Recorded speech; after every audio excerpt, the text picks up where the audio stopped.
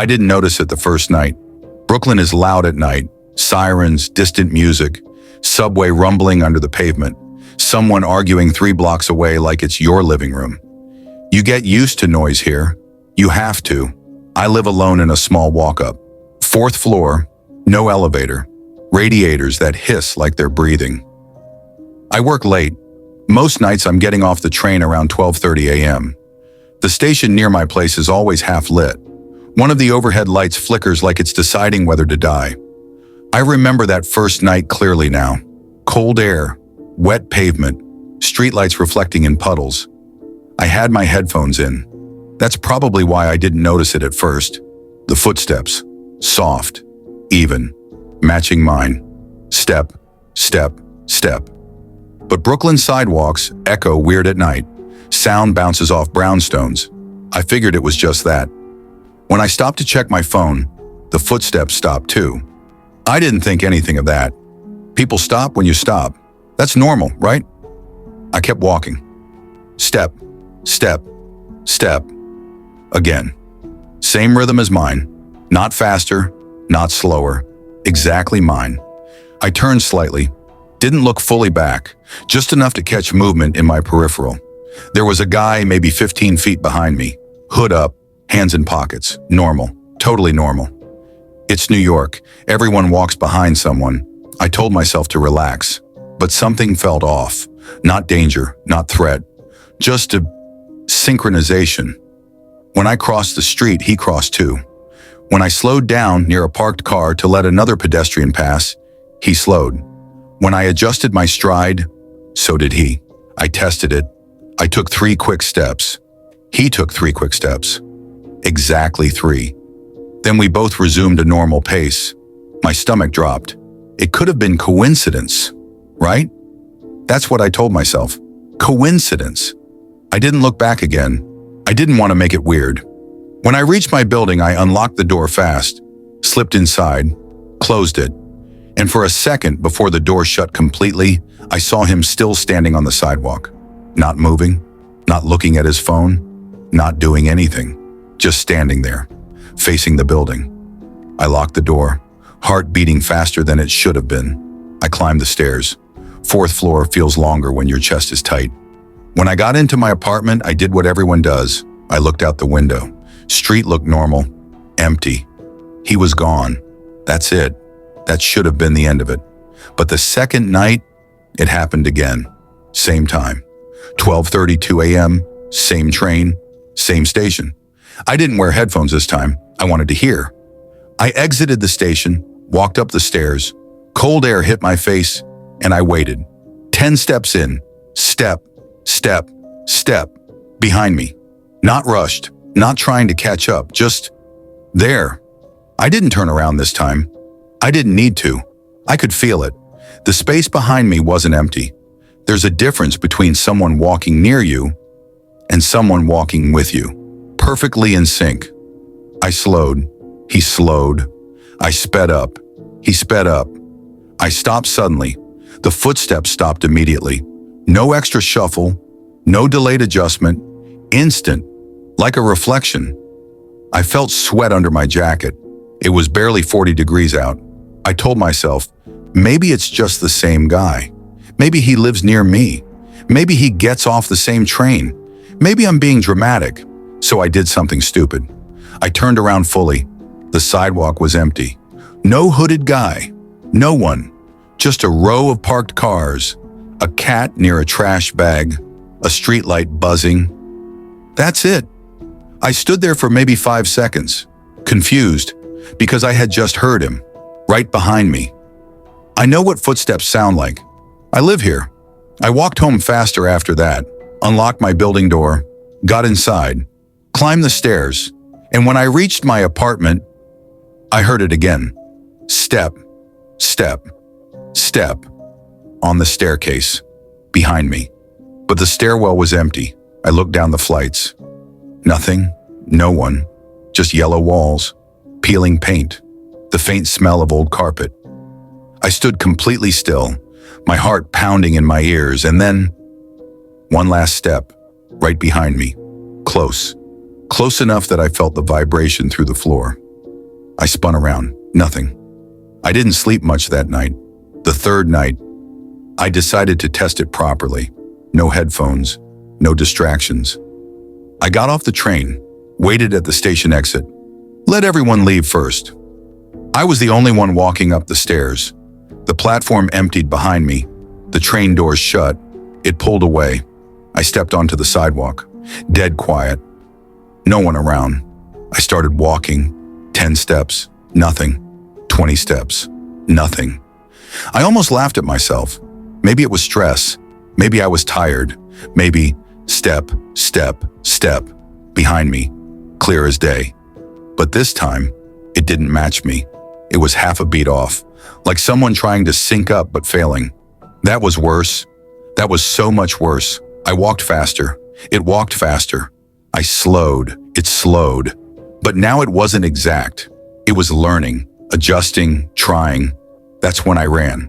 And the footsteps ran too. Not sprinting, not chasing, just running at the same distance. Same rhythm, same pace, always behind, never catching up, never falling back. When I reached my building door, I yanked it open and slammed it shut. Locked it, deadbolt, chain, everything. And as I leaned against the door, I heard it. One final step. Right outside. Not on the sidewalk, on the hallway tile, inside, like it had come in with me. And I realized something. I had never actually seen the person. Not clearly, not fully, only a hood, only movement. And sometimes, nothing at all. That night I didn't look out the window. I didn't check the hallway. I didn't move.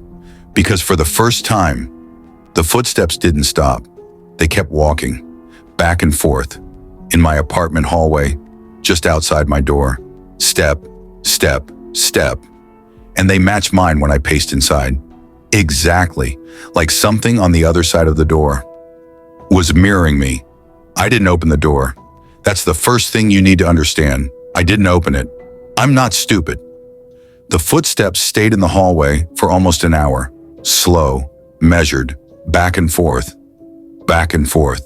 like someone pacing outside my apartment. Waiting. Every time I moved inside, they moved too. If I walked toward the kitchen, the steps shifted closer to the left side of the door. If I walked toward the bedroom, they shifted right, mirroring me, perfectly aligned with my position. There was no gap under my door big enough to see shadows. No peephole camera, nothing. Just old wood and a deadbolt. Around 2:14 a.m., the footsteps stopped. Just stopped. No fade, no retreat down the stairs, just silence. I didn't sleep. I waited until morning. At 7:30 a.m., I cracked the door open. The hallway was empty, normal, smelled like someone was cooking bacon downstairs, light streaming through the stairwell window. Everything felt ordinary. That almost made it worse. I checked my phone. No notifications, no missed calls, nothing strange. I went to work. I told myself it was stress, lack of sleep, city paranoia. You hear enough true crime podcasts and your brain starts writing its own. That night, I decided to change my route home. Different train line, different exit, longer walk. If it was some guy following me, that would shake him. If it was random coincidence, it wouldn't repeat. I got off at a different station, 10 blocks away. The streets were busier here, more late-night food spots, more people. I felt better immediately. I walked slow, confident, nothing behind me, no footsteps, no sink. I almost felt ridiculous. I passed a storefront window and caught my reflection. I looked tired, eyes red, paranoid. I laughed softly to myself. Then I heard it. Step behind me. Not synced, not paced, just behind me. I turned around immediately. Crowded sidewalk, groups of people, couples, delivery bikes, no hooded guy, no one staring. I kept walking. Step, closer this time, but not in rhythm, not copying. It felt heavier now, intentional, like someone closing distance. I sped up. The crowd thinned as I moved farther from the busier streets. Now it was quieter, residential again. Brownstones, parked cars, muted streetlights. Step, step, closer. I could feel it. The space behind me felt occupied, dense, like the air had weight. I stopped suddenly. The footsteps stopped too. But this time, I felt something different. Not on the sidewalk, not behind me, but directly in front of me. I looked up, and for a split second, in the reflection of a parked car window, I saw myself and someone directly behind me, close enough that their shoulder almost touched mine. I spun around. No one, nothing, empty street. But my heart didn't slow down because I knew what I saw, and the reflection didn't glitch. It didn't blur. It was clear. A figure my height, same build, same jacket, same posture, standing exactly where I should have been, behind me, matching me. I didn't run this time. I walked, slow, controlled. I unlocked my building, went inside, climbed the stairs. I didn't hear footsteps behind me, but I heard something worse. One set of steps, above me, on the next flight, climbing up, at my pace, one level higher, always one floor ahead. When I reached the fourth floor, I heard the final step above, on the roof access level. There's no apartment up there, just a locked metal door and silence. I stood there for a long time, listening, nothing. I unlocked my apartment, went inside, locked everything, and I told myself it's stress, it's exhaustion, you're spiraling. Then my phone buzzed. I nearly dropped it. Unknown number. No caller ID, just a text. It read, "You're almost in sync." My chest went cold. I typed back before I could think. "Who is this?"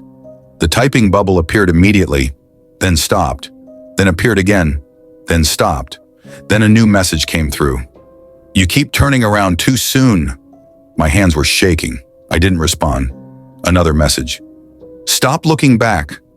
I felt something behind me, inside the apartment, not in the hallway, inside. I didn't turn. I didn't, because the message was still open on my screen, and another text came in. "Now walk." My breath got shallow, my feet felt heavy, but I stepped forward.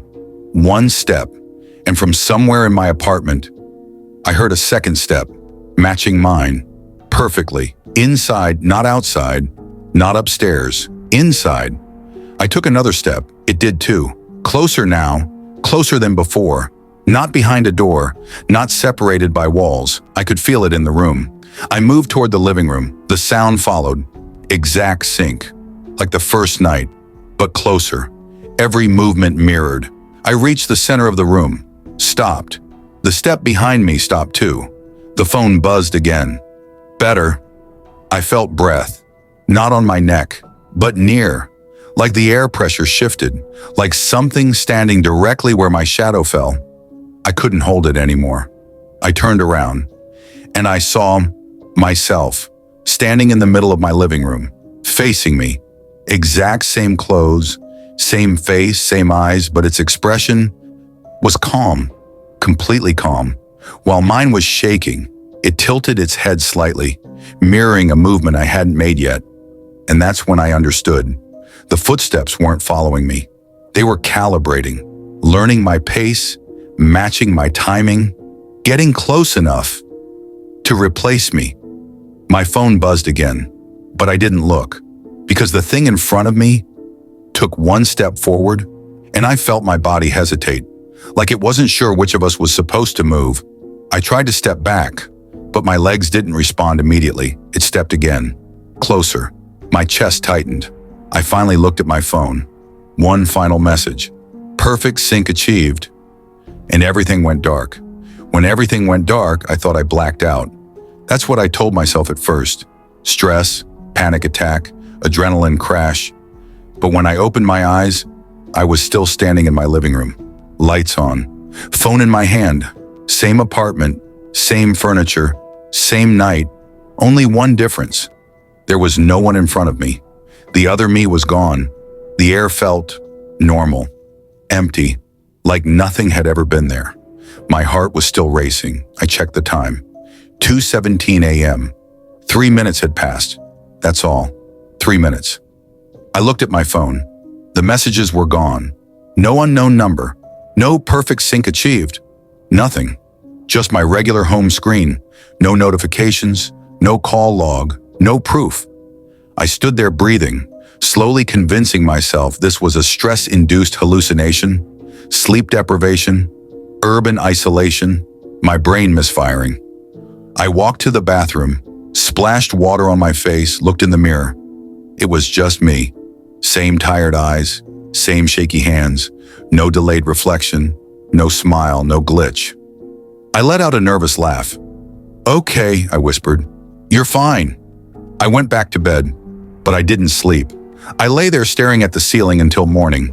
When my alarm went off, everything felt lighter, less heavy, like whatever had been stalking me had finally stopped. On my walk to the train, I didn't hear footsteps. Not behind me, not above me, nothing. The subway was crowded, normal, annoying, human. And for the first time in days, I felt relief. Maybe it was over. Maybe whatever weird spiral I'd been trapped in had snapped. At work, I even joked with a coworker. I laughed. It felt strange, but good. That night, I walked home the usual route. No detours, no paranoia, no checking reflections. Just normal. When I reached my building, I stopped. There was someone already standing at the door, back facing me. Same height, same jacket, same posture. For a second, I thought it was a neighbor, but then it shifted its weight in the exact way I always do. Left foot first, slight lean, hand in pocket. My stomach dropped. It unlocked the building door. With my key, I didn't move. I couldn't. It opened the door, walked inside, and I heard footsteps on the stairs, climbing. My pace, my rhythm. I ran inside, up the stairs, 3 floors, 4. By the time I reached my landing, my apartment door was closed, locked, from the inside.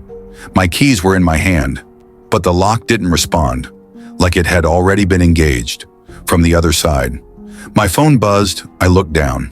It was my number calling me, my own contact photo, my own name, calling. I answered, slowly. There was silence for 3 seconds. Then I heard it. Breathing, my breathing. Then my voice, whispering. "You're still out there?" My knees almost gave out. I dropped the phone. It didn't shatter. It didn't hang up. The call stayed active. And from inside the apartment, I heard footsteps, approaching the door. I backed up, slow, controlled. The door handle moved, slowly turning. I didn't wait to see it open. I ran, down the stairs, out of the building, into the street, and I didn't stop running until I reached the subway station. I stayed there for hours, sitting on a bench, shaking, watching people move around me like nothing was wrong. Eventually, I called my landlord, told him I'd lost my keys. He said someone had already come by earlier, said I stopped by around 2 p.m. to request a lock replacement. I didn't. He described me perfectly. Same clothes I was wearing, same voice, same everything. I never went back to that apartment.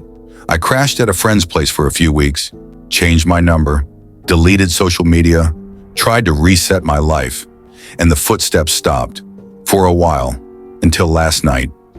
I was walking home from a late shift, different neighborhood, different borough. I felt normal again, comfortable. Then I heard it. Step, behind me, not synced, not mirroring, just there. I didn't turn around, because now I know something I didn't before. If I turn, it gets closer. If I acknowledge it, it aligns. So I just kept walking. Step, step, closer, then perfectly in rhythm. Matching me, exactly. And my phone buzzed. I didn't look at it. I already knew what it would say. Because this time, the footsteps didn't feel like they were behind me. They felt like they were slightly ahead. Just half a beat faster, like something learning to outpace me, learning to lead. I walked past a storefront window, and I couldn't help myself. I glanced at the reflection. I was there, walking, alone. But half a second ahead, in the glass, I saw myself turn a corner I hadn't reached yet. My reflection smiled. and kept walking. And I realized something that makes my chest tighten even now. It doesn't need to follow me anymore. It doesn't need to sync. It already knows my pace, because sometimes when I wake up in the morning, for just a second, I can't tell if I'm the one inside the apartment or the one still outside the door. Have you ever heard footsteps behind you late at night and decided not to turn around?